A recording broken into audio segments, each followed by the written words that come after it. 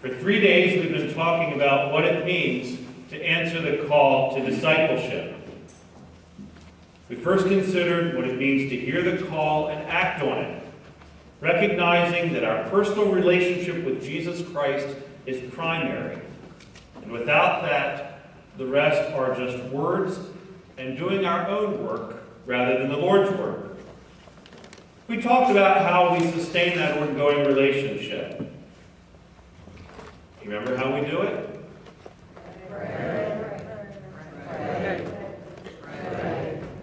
Prayer is first, and then study. First, it's regular prayer, as we fall more deeply in love with God. Then, through study, we continue to grow in that faith, and don't just know what we believe, but why we believe it, so that we're ever ready to give an account of our faith.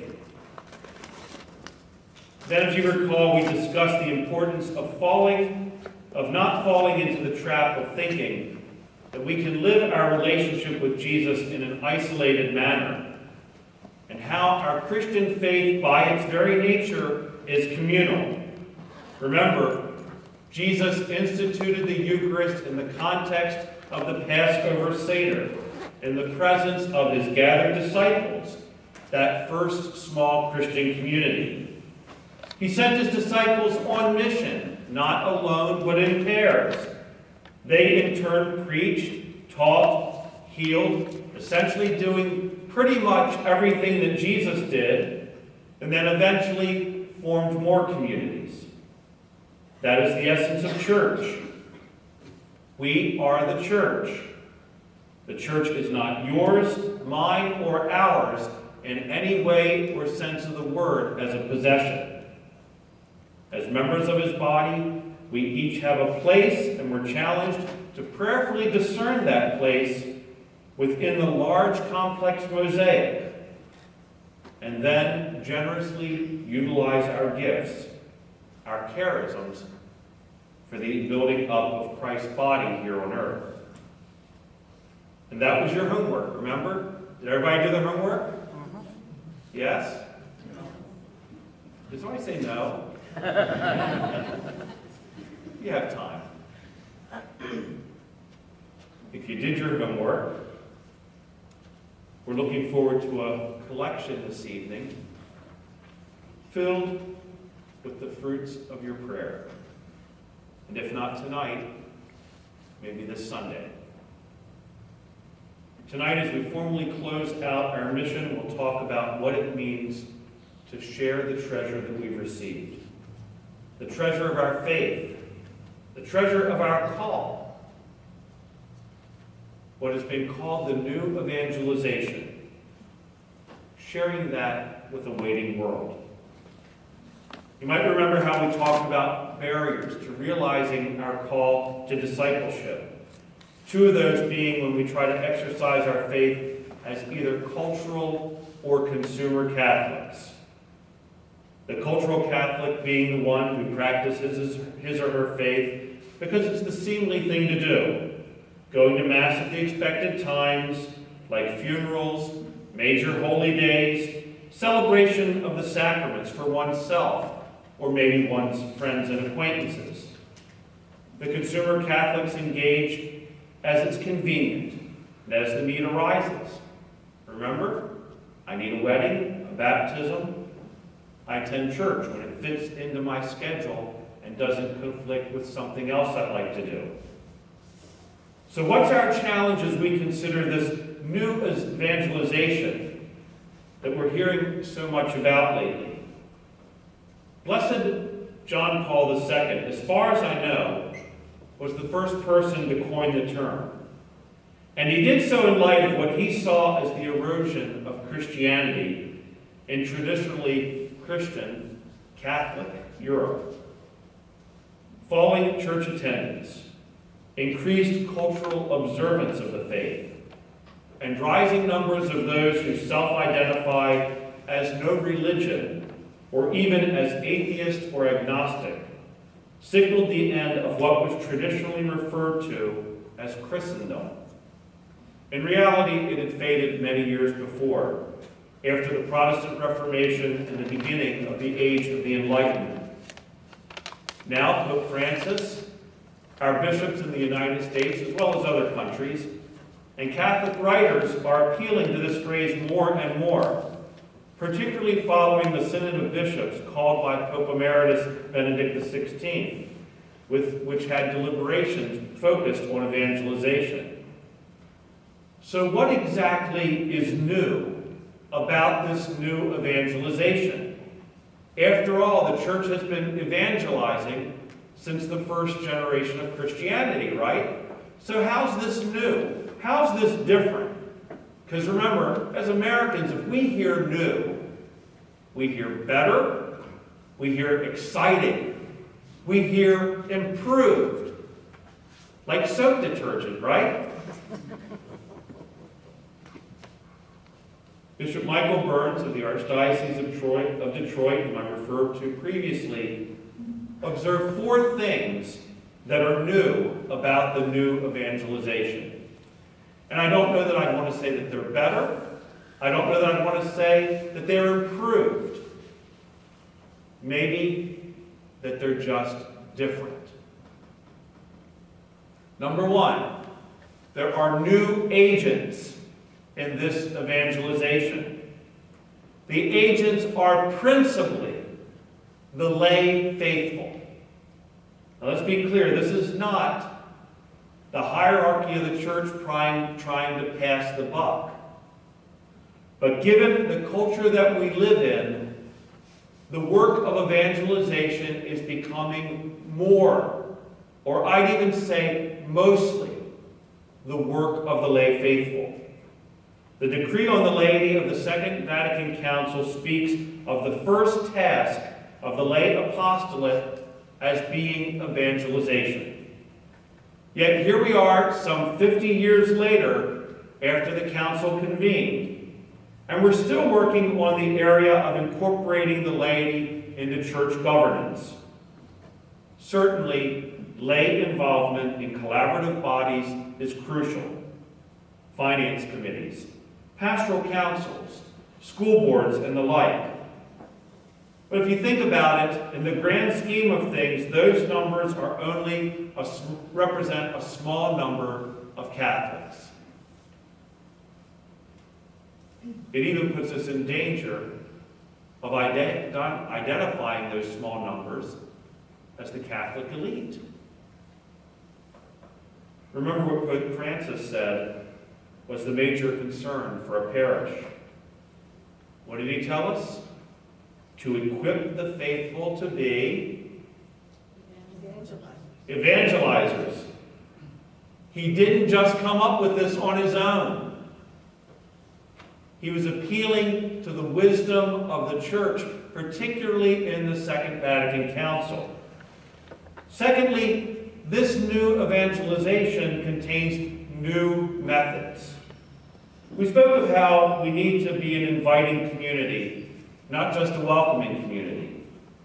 But we also have to ask ourselves, what are we inviting people to? In many ways, when we invite people to come to join us at Mass, we're really inviting them into the deep end of the lake. Even Jesus, in preparing Simon Peter, limited himself to pulling the boat just slightly offshore, remaining in the shallow part of the lake, at least initially. We need to develop more shallow entry points for people to experience Christian community. I'll give you some examples. Things like women's Walking with Purpose groups, a new men's ministry that I hope to see established in the very near future here at St. John's, Life Teen Youth Ministry nights for teens, social events, service opportunities, Bible studies, and other adult formation opportunities that are separate from the liturgical life of the church. Inviting children to Vacation Bible School, and perhaps their parents to assist. The list really is as endless as our imagination. Because the challenge in an invitation to inviting someone to Mass is that there's a danger in leaving a perception that we've just welcomed them to the banquet, but we won't invite them to eat. Certainly, there are valid reasons that we don't observe open communion. But we still, nevertheless, need to be aware of how it can be perceived. Because as we all know, regardless of the facts, regardless of how we nuance it, perception is reality. At least for that person doing the perceiving. Trust me, I'm a perceiver. Off the scale on the Myers-Briggs. Thirdly, there are new expressions in this new evangelization. Remember, there's a difference between being welcomed and being invited. To be welcoming is rather passive and can sometimes even seem insincere. The thought might go something like this: yeah, I'm welcome, but nobody really cares whether I come or not. Invitation is more active. I'd like to invite you to join me at our Bible study. I'd really like you to come. We're having an awesome presentation at our church of the living stations of the cross on Friday night. Can I pick you up and bring you along? We're having this great speaker, concert, dinner at our church. I'd love for you to come with me as my guest. It's active and it's not as intimidating. And finally, in this new evangelization, there is a new ardor. Pope Francis reminds us of the centrality of the first proclamation that Jesus is Lord. That God loves you so much that he sent his only Son to die for you. That he wants to have a relationship with you that is so personal that you'll always know that you are never alone. Think about it. If you're in a relationship with someone, you know it, don't you? You know if you're in a relationship because you spend time with that person. You do things together. You check in with that person by calling, texting, emailing, maybe leaving little notes. You go out. However, here's the difference. If you're in a life-changing or life-altering relationship, not only do you know it, everyone knows it. Need an example? What newly engaged bride-to-be is shy about showing off the ring. Right? And sometimes it's not all too subtle. How are you doing, Mary? Really good. Look at my fingers, see this? She shows off the ring, not just to say, look at the bling. Look, I am now in a relationship that is life-altering, and I want everyone to know about it. In the gospel reading today, we're introduced to a man who had been sick for 38 years. That's almost as long as I've been alive. He's desperately seeking healing at Bethesda, the pool at the sheep gate as you enter Jerusalem. Jesus encounters him and the man tells him, "Sir, I have no one to put me into the pool when the water is stirred up." Of course, we read that Jesus dispenses with the formalities, ignores the Sabbath law, heals the man, tells him to take up his mat and walk, and again violates the Sabbath law. The man has no shame, does he? we really need to be asking ourselves a serious question. How many people do we know that are just waiting for God's healing, but can't find it because no one will invite them to the source of healing? No one will bring them to the water. The waters are stirred, hearts are moved, yet these poor souls just continue to wait as others pass by. This morning at Mass, Father Isaac presented our traveling chalices, something we do each week with our second graders in the school.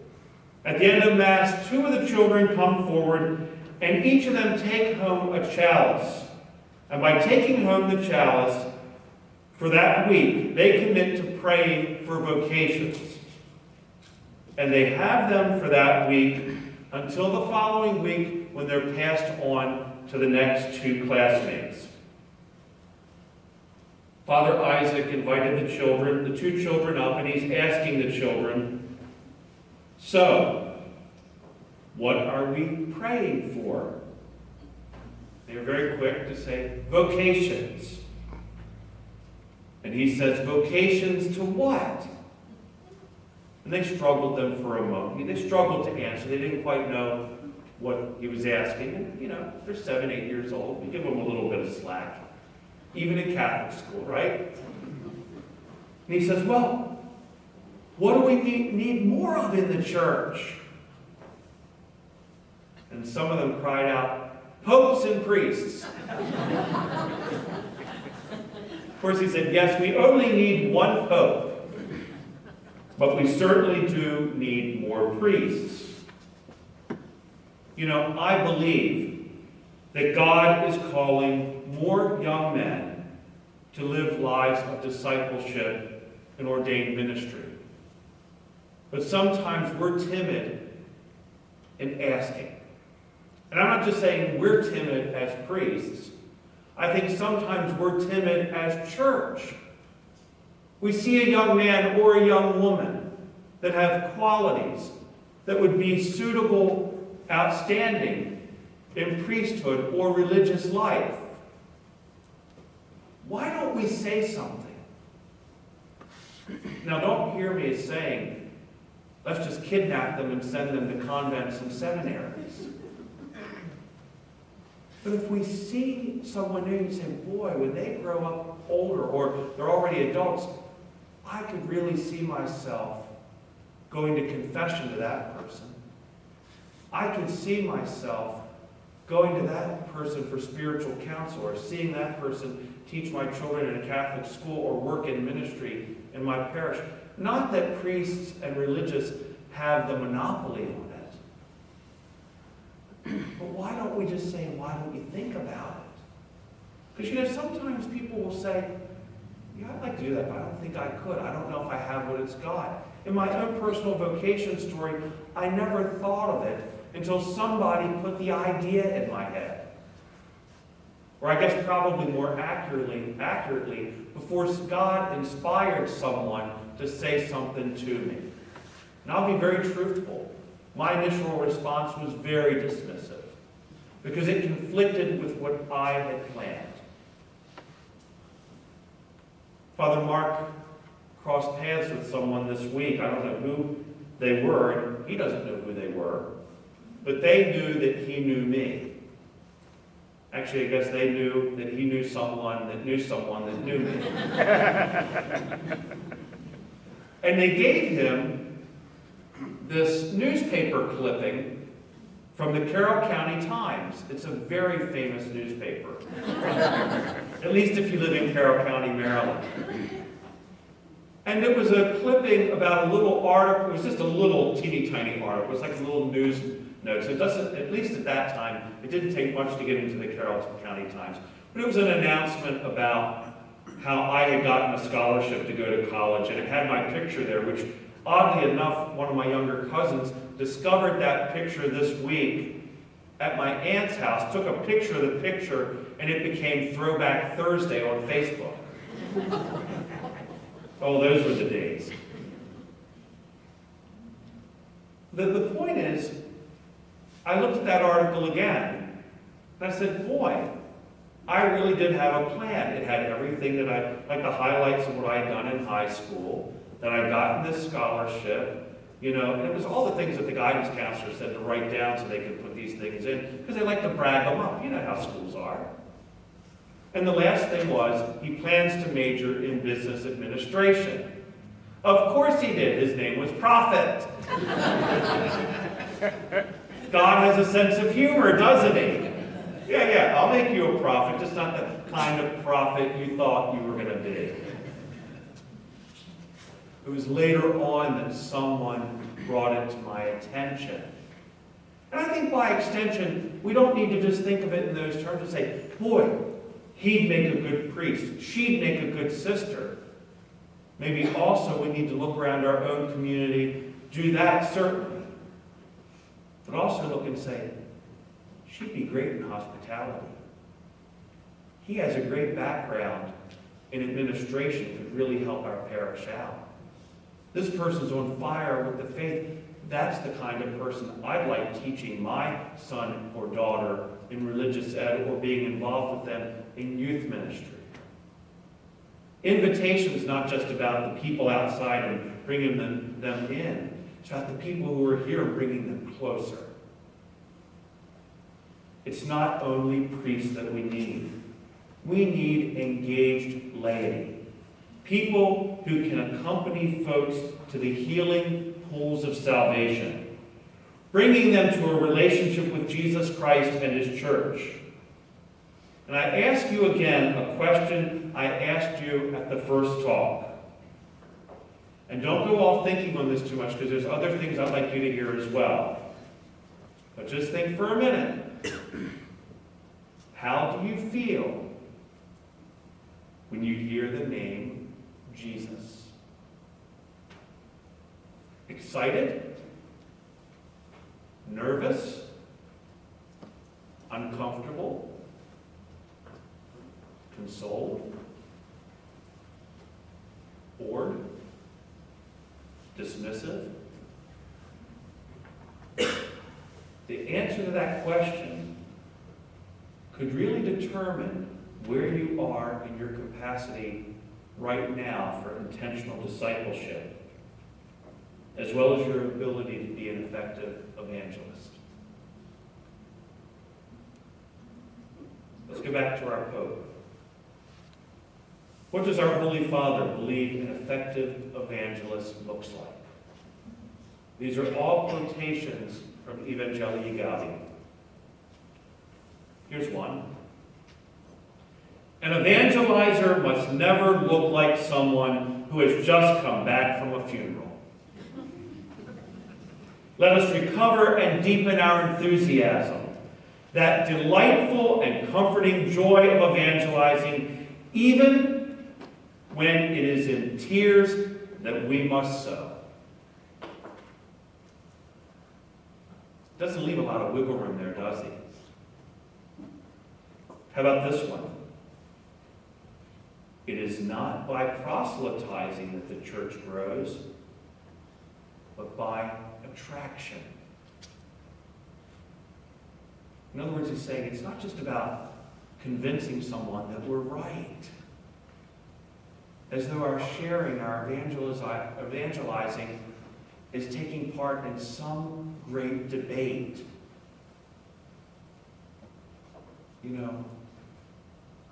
Showing that our will is stronger than their will, or that we're smarter than they are. What's the expression? You attract more flies with honey than vinegar. Exactly. So let's be honey. An evangelizing community is filled with joy. It knows how to rejoice always. It celebrates every small victory, every step forward in the word of evangelization. I have a confession. I'm not good at this. Sometimes I struggle to celebrate the victories. Sometimes I find that I'm caught up in the world world today that doesn't look for the small victories, but looks for the home run. Get it all at once. Have it instantaneous. I know, that's not typical for a P. But if we're part of the team, we don't just celebrate the guy that makes the grand slam. We celebrate the one who makes a single, who walks to first base, who might even put himself out there and gets hit by a pitch. Because each of those things are progress towards the goal. And we have to celebrate them. We do it at Oriole Park or down with the Nationals, depending on where your allegiances are, don't we? We get a walk. We may not be screaming our heads off. We're like, yes! Good eye, you didn't swing at garbage. Or if you get hit by the pitch, as long as the person's not helping, you say, way to hang in there. They're on base anyway. We need to certainly, as a community, learn to celebrate even the small victories. Here's another one. All renewal in the church must have mission as its goal, if it is not to fall prey to a kind of ecclesial introversion. Elsewhere, mainly in his talks, and I think in some of his writings as well, Pope Francis talks about how he detests a self-referential church. In other words, it all comes back to us. Conversely, he says, I prefer a church which is bruised, hurting, and dirty, because it has been out on the streets, rather than a church which is unhealthy from being confined and from clinging to its own security. We're not in this just for our survival. It's not for the survival of structures. It's not just for the multiplication of buildings.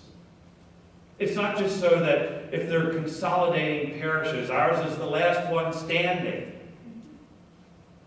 It's about the kerygma, the proclamation, the getting the message out to the world that so desperately needs it.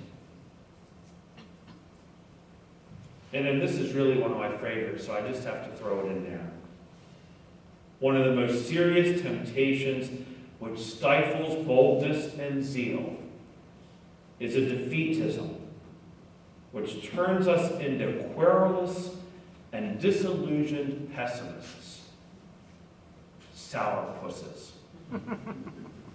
I would be willing to bet $1 that that's the first papal document to ever use the term sourpuss in a theological sense, or in any sense at all. But you know what? Sometimes we can be sourpusses. It didn't work the way we'd like it to work. Not enough people came. Oh, we've done that before. It didn't work. So obviously, if we try it again, it's not going to work again. Now, certainly, the definition of insanity is doing the same thing over and over again and expecting different results. So we do need to be creative. We do need to be willing to change. But we can't just fall into things and say, we've tried 100 things and 100 things have lost. Why bother trying anymore?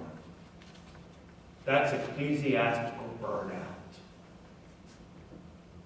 And if we fall there, it just means we're not operating out of our charisms.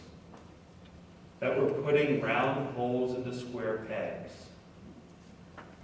It just means we step back and say, we need to reevaluate how we're doing this. Yes, the new evangelization beckons us to dig up our faith, not safeguard it like a buried treasure.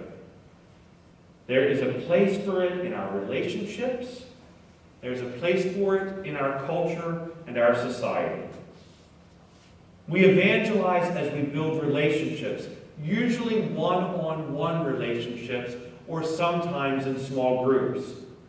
But we're also called to evangelize our culture. Now let's be clear, that does not mean that we seek to impose our beliefs. It does mean that we never tire in proposing our beliefs. How can anyone give consideration to the gospel approach to the issues of our day when that approach is never proclaimed? Whether the issue is health care, the dignity of human life from conception to natural death, the issue of violence plaguing our society, our call to be diligent in caring for the poor, whatever it is, we must be indefatigable in our resolve to speak up. Don't you love that word? I learned that word about 5 years ago. That's one of those $64,000 words. Indefatigable. Nothing will stop us.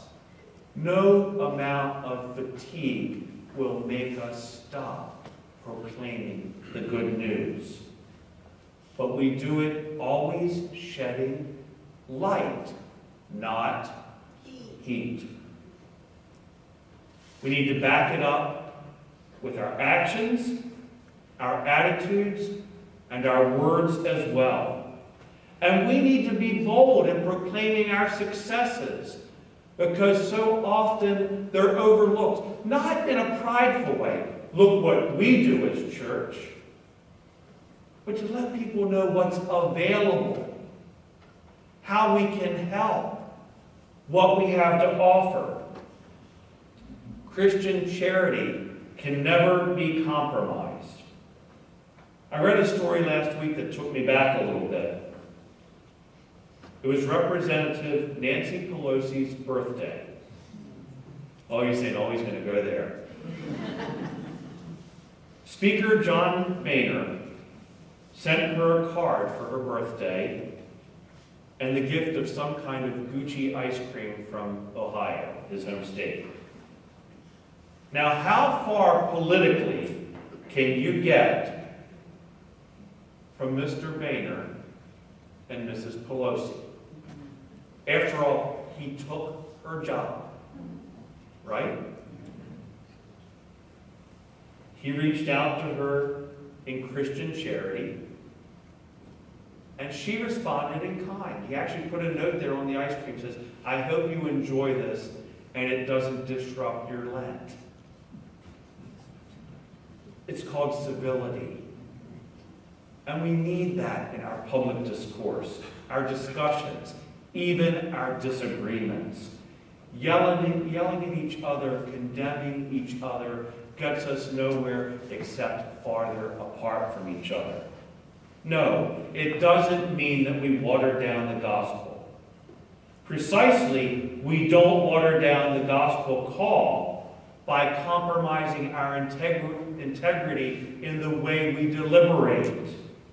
Even when we're dealing with people with whom we don't agree, even when we're dealing with people whom we dislike. To compromise the gospel message in that way is to compromise the message in its entirety. Dear friends, we need to work at growing a parish of intentional disciples and enthusiastic evangelizers. It means that we need to embrace this new evangelization. Pope Francis reminds us that all evangelization is new because it's applied to situations that are unique to the time, the culture, and the people being evangelized. We can't settle for saying that we've done it this way or that we've done it that way. We need to make some changes. We need to be willing to grow ourselves. And those changes start first and foremost in our hearts. If we're not willing to change and grow there, we can't expect anything else to change. I'm not delusional. Well, usually that's what delusional people say. But I don't think I'm delusional when I say that I believe we can accomplish this. But I do know that it's not something that any one person or even a small group of people can do alone. I can work with parish leaders in forming a vision, forming a plan, and praying like there's no tomorrow. But I can't change the culture. Only God can, as we allow Him to change us and transform us. If you're here this evening, and I said this before, I don't for one moment believe you're here by accident. And if you're watching this on a video, and you've made it all the way to the end, I don't believe that's an accident either. I've never been on video before, so I've never really had to talk to a camera. It's kind of awkward. I believe whether you're here in person or you're watching this video, whenever you're watching this video, it's because God is calling you to greatness, not mediocrity. That God is calling you to a life of discipleship, that God is calling you to be an evangelist. St. John the Evangelist is our patron. He who is one of the first 4 evangelists. Let us set forth on a course to set this world aflame with the love of God. Here in our local community, extending to our surrounding areas, Annapolis, Baltimore, Washington, and even to our brothers and sisters in faraway places like those in our sister parishes in Jamaica. Working not for each other, but with each other. Let us never grow weary in proclaiming the gospel of Jesus Christ. Amen? Amen.